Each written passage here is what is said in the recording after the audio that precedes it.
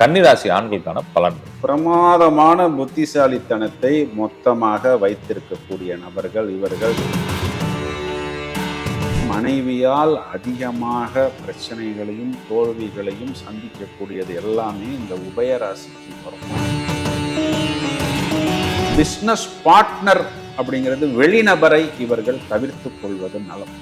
இவர்களுக்கு மேலும் மேலும் நல்ல டெவலப்மெண்ட் அடையணும் அப்படின்னா, அதனால இந்த அஷ்டமி பௌர்ணமி திதிகள்ல சுகமே சொல்லசாமி பக்தி இன்ஃபினிட்டி நேயர்கள் அனைவருக்கும் வணக்கம். கன்னிராசி ஆண்கள் இந்த வீடியோ பார்த்த உடனே அட்டே அப்பா இது போதுமே ஒரு வீடியோ, என் வாழ்க்கை முழுவதுக்கான பலனை ஐயா சொல்லிட்டாரு அப்படிங்கிற மாதிரி நினைக்கணும் சாமி. கன்னிராசி ஆண்களுக்கான பலன்கள். கன்னிராசி 6வது ராசி, பெண் ராசி. காலபுருஷனுக்கு 6, பெண் ராசி. பெண் ராசிங்கும் போது பெண்களுக்கு அதிக பலம். இது சின்னமே ஒரு கன்னி பெண். இந்த கன்னி பெண்ணின் பார்வையில் கட்டிலங்காலையும் அடங்கும்னு சொல்றாங்க பாருங்க. ஜல்லிக்கட்டுல போய் நம்ம வீரர்கள் போட்டு மிரண்டு உரண்டு அடங்காத ஒரு காலை அந்த கன்னி பெண்ணுடைய பார்வைக்கு அப்படியே அடங்கி போயிடுதுன்னு சொல்றாங்க. அப்போ இது பெண்களுக்கு அதிக பலம், ஆண்களுக்கு கேள்விக்குறிதான். ஏன் அப்படின்னா, பிரமாதமான புத்திசாலித்தனத்தை மொத்தமாக வைத்திருக்கக்கூடிய நபர்கள் இவர்கள். ஏன்னா இவங்க ராசியாதிபதியே புதன். புதன்னாவே புத்தி காரகன், வித்தை, டேலண்ட், கண்களால் பார்க்கக்கூடிய விஷயங்களை கைகளால் செய்யக்கூடிய ஆற்றல். புதன்னாவே கணக்கன். கணக்கன்னா இப்போ இந்த ஆடிட்டிங்க நிறைய அந்த ப்ரொஃபஸர்ஸ், டீச்சிங் இந்த மாதிரி லைன்லாம் அதிகம் மின்னக்கூடிய நபர்கள். ரொம்பவும் ஸ்பீடாக வேகமாக இயங்கக்கூடிய நபர்கள். இது ஒரு நிலராசி. இப்போ நிலம் அப்படின்னாவே உங்களுக்கு தெரியும், சுமை தாங்குவது. அதுவும் இல்லாமல் இதில் இன்னொரு விஷயம் மெயினாக நீங்கள் எடுத்துக்கொண்டால், ராசியாதிபதிக்கு 6ஆம் வீடு அப்படிங்கிறது இவர்களுடைய நோய் எதிரி கடனை கொடுக்கக்கூடியது. அது காலபுருஷனுக்கு 11. காலபுருஷனுடைய லாபம் இவர்களுக்கு 6ஆம் இடம், இவர்களே காலபுருஷனுக்கு 6ஆம் இடம். புரியுதா? புரியுது. அப்போ என்னன்னா, அதிகமாக பிரச்சனைகளை சந்திக்கக்கூடிய நபர்கள். எந்த விதத்துலன்னா, ராசியிலேயே சுக்கிரன் நீசம். சுக்கிரன் குறிகாட்டக்கூடியது அழகு, காதல், லவ், காமம், அதிகமாக ஆசைப்படுவது, உல்லாசம், லக்ஷரிக்காக அதில் அதிகமாக மோசம் போவது. இப்போ நம்மகிட்ட எந்த ஒரு விஷயம் இல்லையோ அதைத்தானே நம்ம ரொம்ப தேடிக்கிட்டு இருப்போம்.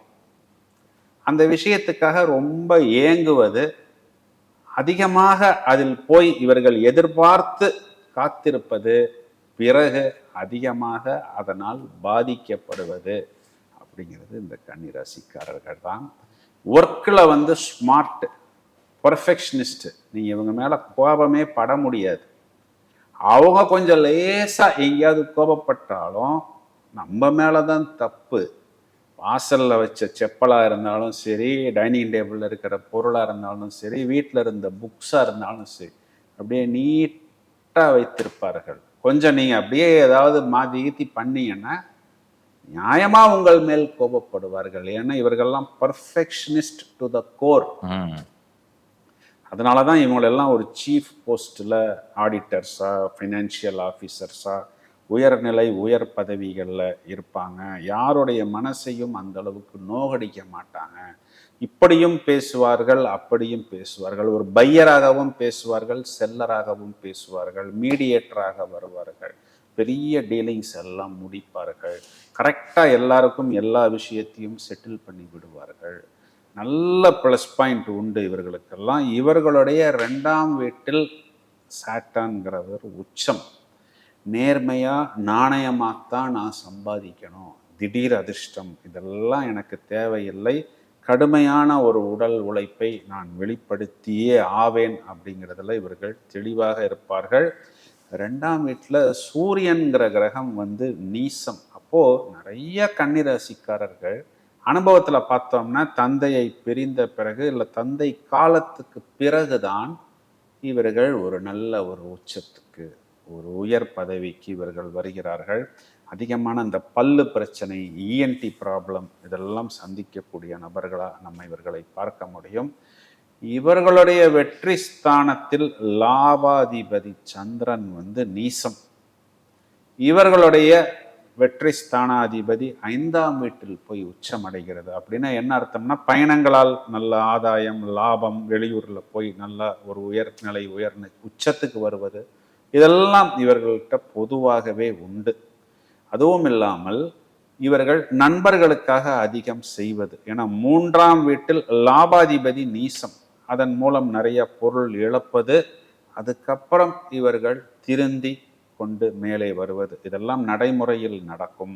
இவர்களுக்கு 4ஆம் அதிபதி குரு 5ஆம் வீட்டில் நீசம். அந்த குழந்தைகள் சம்பந்தப்பட்ட விஷயத்துல அதிகமாக செலவு செய்யக்கூடிய நபர்கள். அப்படி செலவு செஞ்சும் இவர்களுக்கு திருப்தி ஏன் கிடைக்கிறது இல்லை அப்படின்னா, இவர்களுக்கு 5ஆம் அதிபதியே 6ஆம் அதிபதியா வருகிறது சட்டன். இப்போ என்ன பண்ணிடுவாங்க குழந்தைங்கன்னா, நீ அந்த பையனுக்கு இவ்வளவு செஞ்ச, எனக்கு நீ செய்யலை, அக்காவுக்கு நிறையா கொடுத்துட்ட, எனக்கு நீ ஒண்ணுமே செய்யல, எனக்கு நீ கொஞ்சம் ஓரவஞ்சனை பண்ணி விட்டாய் அப்படிங்கிற ஒரு வார்த்தையை இவர்கள் குழந்தைகள் இவர்கள்ட்ட சொல்லும் பொழுது இவர்கள் சுக்குநூறாகி விடுகிறார்கள். இந்த சொத்துக்களை பாக பிரிவினை பண்ணும் பொழுது, இல்லை ஒரு வண்டி வாங்கி கொடுக்கும்போது, நீ அக்காவுக்கு கார் வாங்கி கொடுத்த, எனக்கு 2 வீலர் தான் வாங்கி கொடுத்துருக்கிற, இதெல்லாம் ஒரு 45-50 வயசான கன்னிராசி நபர்கிட்ட போய் கேட்டீங்கன்னா இந்த விஷயத்தை அதிகம் சொல்வார். இந்த பிரச்சனையெல்லாம் இவர்கள் அதிகம் சந்திக்கிறார்கள். இவர்களுடைய மெயின் பிரச்சனை 7ஆம் வீட்டில் சுக்கிரன் உச்சம், புதன் நீசம். ராசியில் புதன் உச்சம், சுக்கிரன் நீசம். சுக்கிரன் குறிகாட்டக்கூடிய பெண்கள் சம்பந்தப்பட்ட காதல், திருமணம், எல்லா விஷயத்திலும் மொத்தமாக தங்களை இழக்க வேண்டியது, தோல்வி, அவமானம், கடன், இதையெல்லாம் இவர்கள் சுமக்கிறார்கள். எப்படின்னா, ஒரு சந்தர்ப்ப சூழ்நிலையில போய் கொஞ்ச நாள் அவருடைய ஒய்ஃபோடைய வீட்டில் அவர் இருந்தா கூட அந்த வீட்டுக்கும் அவர் வாடகை கொடுக்க வேண்டிய ஒரு சூழ்நிலை எல்லாம் இவர்களுக்கு ஏற்படுகிறது. இதெல்லாம் நம்ம போய் வெளியில சொன்னா யாராவது ஒத்துக்குவாங்களா? அதனால் இவர்களும் யாரிடமும் இதை சொல்ல மாட்டார்கள். இவர்களுடன் பழகக்கூடிய பெண்கள் பொதுவா சுக்கிரன் குறிகாட்டக்கூடிய அத்தையாக இருக்கலாம், மாமியாராக இருக்கலாம், இல்லை காதலியாக இருக்கலாம், நன்றாக இவர்களை எல்லா விஷயத்துக்கும் உபயோகித்து கொண்டு பிறகு இவர்களை நிராயுதபாணியாக மாற்றி விடுகிறார்கள். எதை எடுத்துட்டு போறாங்க இவர்கிட்டன்னு நம்ம சொல்லவே முடியாது. கன்னிராசி ஃப்ரெண்டு ஒருத்தர் சொல்றாரு, எங்க வீட்டுக்கு எங்க லேடிஸ் 2 பேர் வயசானவங்க வந்தாங்கப்பா, வந்துட்டு வீட்டில் வாங்கி வச்சிருக்கிற பொருளை கூட அவங்க எடுத்துட்டு போயிட்டாங்கடா. அதாவது பரவாயில்ல, பொருள் தானே போச்சு அப்படின்னு பார்த்தா மிச்சம் இருந்த 4 கேரி பேக்கை கூட தூக்கிட்டு போயிட்டாங்க. இது எதுக்கு உனக்கு இவ்வளவு பேகு, எங்கள் வீட்டுக்கு இருக்கட்டும்னு எடுத்துட்டு போயிட்டாங்க. என்னாலையும் வாயை திறந்து ஒன்றும் சொல்ல முடியல அப்படிங்கிற அளவுக்கு இவர்கள் வருத்தப்படக்கூடிய நபர்கள். இருந்தாலும் இது நம்மளுடைய விதி, இது நம்மளுடைய கர்மா அப்படிங்கிற மாதிரியே இவர்கள் இருந்து கொண்டிருப்பார்கள். இது பூமி ராசி. அப்போ அந்த பூமி என்ன பண்ணுது அப்படின்னா, நான் சொல்வது போல் எவ்வளவு பாரம் விழுந்தாலும், எவ்வளவு சுமை வந்தாலும், குறிப்பா இந்த பெண்கள் விஷயத்தில் தாங்கிக் கொண்டே இருக்கிறார்கள். ஏன் அப்படின்னா, இங்கு குரு என்ற கிரகம் இவர்களுடைய பூர்வீக ஸ்தானத்தில் நீசம் அடைகிறது. இவர்களுக்கு பாதகாதிபதியாக வரக்கூடியது இந்த குரு. அப்போ மனைவியால் அதிகமாக பிரச்சனைகளையும் தோல்விகளையும் சந்திக்கக்கூடியது எல்லாமே இந்த உபயராசிக்கு வரும். அதில் மிதுனத்துக்கும் கன்னிக்கும் கூடுதலாக வரும். எக்ஸ்ட்ரா எஃபோர்ட்டா? ஆமா. அந்த சகிப்புத்தன்மை, பொறுமையை இவர்கள் கொஞ்சம் வளர்த்து கொண்டு குழந்தைகளுக்காக டிராவல் பண்ணினால் மட்டும்தான் திருமண வாழ்க்கை நிலைக்கும். குழந்தைங்க விஷயத்திலும் பின்னால இவர்களுக்கு ஒரு பெரிய சாந்தி, திருப்தி ஏற்படாது. இதுல என்னன்னா, அந்த குருங்கிறவர் இவர்களுக்கு லாபத்தில் உச்சம். அப்போ லைஃப் பார்ட்னர் பேர்ல பிஸ்னஸ் பண்றது, இல்லை இவரையும் லைஃப் பார்ட்னரையும் பிஸ்னஸ் பார்ட்னர்களாக வைத்து கொண்டு டிராவல் பண்ணுவது, நம்ம என்ன செஞ்சாலும் அது நம்ம லைஃப் பார்ட்னருக்கே போனாலும் நம்மளுடைய குடும்பத்துக்கு அப்படின்னு நினைத்து கொண்டு பல்லை கடித்து கொண்டு விஷயங்களை பார்த்தும் பார்க்காதது போல், கேட்டும் கேட்காதது போல் அமைதியாக இருந்தால் திருமண வாழ்க்கை நடக்கும். நிச்சயம். அது ஒரு கிரிப்பு வந்துருச்சு அப்படின்னா அதற்கப்புறம் பிரமாதமாக இவர்கள் மேலே ஏறி வருவார்கள். இந்த ஒரு விஷயத்துக்கு மட்டும் உபயராசி கூடுதல் கவனம் எடுத்துக்கொள்ள வேண்டும். இது பிஸ்னஸ் பார்ட்னர் அப்படிங்கிறது வெளிநபரை இவர்கள் தவிர்த்து கொள்வது நலம். ஏன்னா எப்படியும் பார்ட்னர் தான் பெனிஃபிட் ஆக போறாரு. அப்போ உங்களுடைய மனைவியே பெனிஃபிட் ஆனா அது உங்களுடைய குடும்பத்துக்குங்கிற கணக்குல விழுந்து விடும். இவர்களுக்கு அஷ்டமத்தில் பூமிகாரகன் செவ்வாய், அரசாங்கத்தை குறிகாட்டக்கூடிய சூரியன், இது ரெண்டுமே இருக்கிறது. செவ்வாய் குறிகாட்டக்கூடிய சகோதரம், பூமி, அரசாங்கம், இந்த 3 விஷயங்கள்லையும் நீங்க கூடுதல் கவனம் எடுத்துக்கொள்ளணும். ஏன்னா செவ்வாய் ஆட்சி, சூரியன் உச்சம். அப்போ கவர்மெண்ட்ல அதிகம் ஃபைன் கட்டுவது, வாங்கின இடத்துல அப்ரூவல் இல்லை, இதெல்லாம் வாங்கினதுக்கு அப்புறமேட்டு தான் தெரியும். கன்ஸ்ட்ரக்ஷன் போகும்பொழுது பார்த்தா அந்த லிமிட்டுக்கு இவ்வளவு தான், நீங்கள் ஜாஸ்தி போயிட்டீங்க. இந்த மாதிரி பிரச்சனைகளை எல்லாம் அதிகம் சுமக்கக்கூடிய நபர்கள். அதுக்குண்டான ஃபைனையும் அவர்கள் முறையாக கட்டி அந்த ரிசிப்டையும் பத்திரமா ஃபைலில் வச்சிருப்பாங்க. இதெல்லாம் நான் பார்த்துருக்கிறேன். சார் இவ்வளோ ஃபைன் கட்டியிருக்கிறேன், இதான் சார் ரெசிப்ட்னு காமிப்பாங்க. இவர்களுடைய பாக்கியம் அப்படிங்கிறது 7ல் உச்சம். அப்போ அந்த பாக்கியம் எங்கே போகுதுன்னா இவர்களுடைய லைஃப் பார்ட்னருக்கு தான் போகுது. நீங்க ஒரு கன்னிராசி ஆணை திருமணம் செய்து கொண்டால் அந்த பாக்கியம் சகோதரி உங்களுக்கு அப்படிங்கிறத நீங்கள் புரிந்து கொள்ள வேண்டும். அவர் உங்களை மட்டும் தாங்க போறது கிடையாது, உங்க மொத்த குடும்பத்தையே ஒரு டோட்டல் ஃபேமிலி பேக்கேஜாக எடுத்துக்கொள்கிறார். அவர் குடும்பத்துக்கு செய்கிறாரோ இல்லையோ உங்கள் குடும்பத்துக்கு ஒரு பாக்கியத்தை அவர் ஏற்படுத்துவார். அப்படிங்கிறத நீங்கள் புரிந்துகிட்டீங்க அப்படின்னா அவருடைய லைஃப் ஸ்மூத்தாக இருக்கும். இவர் லாபாதிபதி பாக்கியத்தில் உச்சம் அப்படின்னா என்ன அர்த்தம்னா நல்ல லாபம் சந்திக்கக்கூடிய அமைப்பு இவர்கிட்ட உண்டு. இவருடைய 10ஆம் அதிபதி யாருன்னா புதன், அது காலபுருஷனுக்கு 3. அப்போ அந்த தகவல் தொழில்நுட்பம், கம்யூனிகேஷன், மீடியேஷன், நல்லா அந்த டிராவலிங் பண்ணுவது, நவீன டெக்னாலஜி, கணக்கு வழக்கு சம்பந்தப்பட்ட விஷயங்கள் எல்லாம் நல்ல லாபம் சந்திக்கக்கூடிய நபர்களாக நீங்கள் இவர்களை எடுத்துக்கொள்ளலாம். இவர்களுடைய லாபத்தில் குரு உச்சம், பாகியாதிபதி களத்திரத்தில் உச்சம், களத்திராதிபதி லாபத்தில் உச்சம். எப்படி பார்த்தாலும் இவருடைய ப்ராஃபிட் அப்படிங்கிறது இவருடைய லைஃப் பார்ட்னருக்குத்தான். இவருடைய லாபாதிபதி 3ஆம் வீட்டில் நீசம். அப்போ என்னன்னா அங்கீகரிக்கப்படாத பொருட்கள், மறைக்கப்பட்ட பொருட்கள், செகண்ட் ஹேண்ட் பொருட்கள், பழைய பொருட்கள்லாம் இவர்கள் அவாய்டு பண்ணுவது நல்லது. இவர்கள் தங்களுடைய விரயம் அப்படிங்கிறது பார்த்தோம்னா அதிகம் கவர்மெண்ட் சம்பந்தப்பட்ட விஷயம், அப்பா சம்பந்தப்பட்ட விஷயம், இதற்குத்தான் இவர்கள் அதிகமான விரயத்தை இவர்கள் செய்கிறார்கள். இதுதான் கன்னிராசியுடைய டயக்ராம். ப்ளூ பிரிண்ட் கொடுத்துட்டோம். ஆமா, இதுதான். இவர்களுக்கு மேலும் மேலும் நல்ல டெவலப்மெண்ட் அடையணும் அப்படின்னா என்ன பண்ணணும்? பொதுவாகவே இவர்கள் இந்த காதல், கேர்ள் ஃப்ரெண்டு போன்ற விஷயத்துக்கு ரொம்ப ஏங்கக்கூடிய நபர்கள். அப்போ கொஞ்சம் நோ சொல்லணும். எங்க நம்ம லிமிட்டாக இருக்கணும். இந்த லிவிங் டுகெதர்ல போய் சிக்கி கொள்ளாமல் இருப்பது.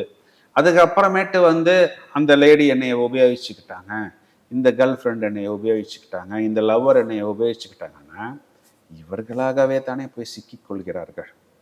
முதல்லயே நான் மாலை போட்டிருக்கிறேன், நான் திருப்பதிக்கு விரதம், நான் பழனிக்கு விரதம் அப்படின்னு சொல்லி கொஞ்சம் நாசுக்கா ஒதுங்கிக்கிட்டா இவர்களுக்கு அந்த தோல்வியோ அவமானமோ வராதில்லை. இதனுடைய அர்த்தம் என்னன்னா கொஞ்சம் அவாய்டு பண்ணுவது, தேவையில்லாத விஷயங்களை எடுத்து கொள்ளாமல் இருப்பது. இதுல அதிகம் பாதிக்கப்படுவது யாருன்னா அஸ்த நட்சத்திரம், சந்திரனுடைய நட்சத்திரம். ஹஸ்த நட்சத்திரம் சிரிச்சாலே ஆப்போசிட் பார்ட்டி அது எந்த நட்சத்திரமா இருந்தாலும் சரி சாமி அட்ராக்ட் ஆயிடுமா?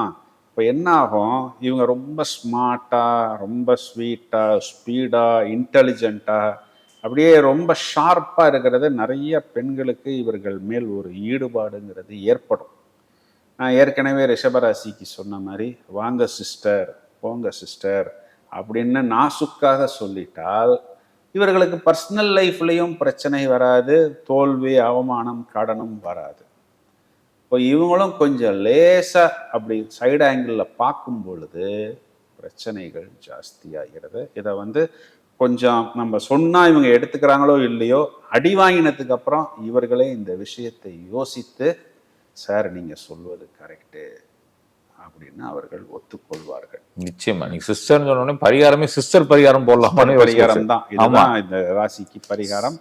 இவங்களுக்கு கிரீன் எமரால்டுன்னு சொல்லக்கூடிய மரகத பச்சை, ப்ளூ சஃபயர், இந்த 2 ஸ்டோனுமே இவர்களுக்கு நல்ல ஏற்றத்தை கொடுக்கும். இவர்களுக்கு எதிர்ப்புகள், மறைமுக எதிர்ப்புகள் 6ஆம் இடத்திலிருந்து வருகிறது. அந்த 6ஆம் இடத்தில் ராகுவோடைய நட்சத்திரம் பூரணமாக இருக்கிறது. இப்போ இன்விசிபிள், கண்ணுக்கு தெரியாத எதிரிகள், இந்த நெகட்டிவ் எனர்ஜிஸ் எல்லாம் இவர்களுக்கு எதிர்ப்புகளாக வரும். அதனால இந்த அஷ்டமி, இந்த மாதிரி பௌர்ணமி திதிகளில் பைரவர் வழிபாடு, பிரத்யங்கரா வழிபாடு, நரசிம்மர் வழிபாடு, வாராகி வழிபாடு இதெல்லாம் செய்யும் பொழுது மைண்டில் ஒரு ஆப்டிமிசம். ஏன்னா இந்த அஸ்த நட்சத்திரம் ரொம்ப மூட் அவுட் ஆவது, டல் ஆவது, டிப்ரெஷன் ஆவது, இந்த பிரச்சனைகளை எல்லாம் அதிகம் சந்திக்கிறார்கள். எதற்காக நம்ம இயங்குகிறோம், ஏன் இயங்குகிறோம்னு தெரியாமலேயே இயங்கக்கூடிய அமைப்பெல்லாம் இவர்களுக்கு அதிகம் வரும். இந்த எதிர்ப்புகளை சமாளிப்பதற்கு, இந்த சத்ரு தொல்லைகளை சமாளிப்பதற்கு இந்த உக்கிரமான வழிபாடு நல்லா கை கொடுக்கும். பொதுவாகவே ஆஞ்சநேயர் வழிபாடு, நரசிம்மர் வழிபாடு, பெருமாள் வழிபாடு இவர்களுக்கு நல்லா தூக்கி கொடுக்கும். லக்கி நம்பர்ஸ் அப்படின்னா 5 and 6, ப்ளூ, கிரீன், ஒயிட், இது 3மே இவர்களுக்கு லக்கி கலர்ஸ். இதனை உபயோகிக்கும் பொழுது ஒரு நல்ல ஏற்றத்தை, ஒரு நல்ல உச்சத்தை இவர்கள் அடைய முடியும். கன்னிராசிக்காரர்கள் எல்லா விஷயத்திலும் புத்திசாலிகள், புத்திமான்கள். இவர்கள் சோடை போகக்கூடிய ஒரே விஷயம் பெண்கள் தொடர்பான விஷயம். பெண்கள்னா அது ஒன்லி காதலிகள்னு நான் சொல்லலை, பெண்கள் தான் உங்களுக்கு எதிரி மாதிரி. பொதுவாகவே இந்த ஒரு விஷயத்துக்கு மட்டும் கொஞ்சம் கவனமாக இவர்கள் ஹேண்டில் பண்ணினால் நிறைய பிரச்சனைகள் இருந்து இவர்கள் தங்களை பாதுகாத்துக் கொள்ளலாம். சூப்பர் சாமி, நெஞ்சார்ந்த நன்றிகள் சாமி, சுகமே சொல்க. வாழ்த்துக்கள், நன்றி.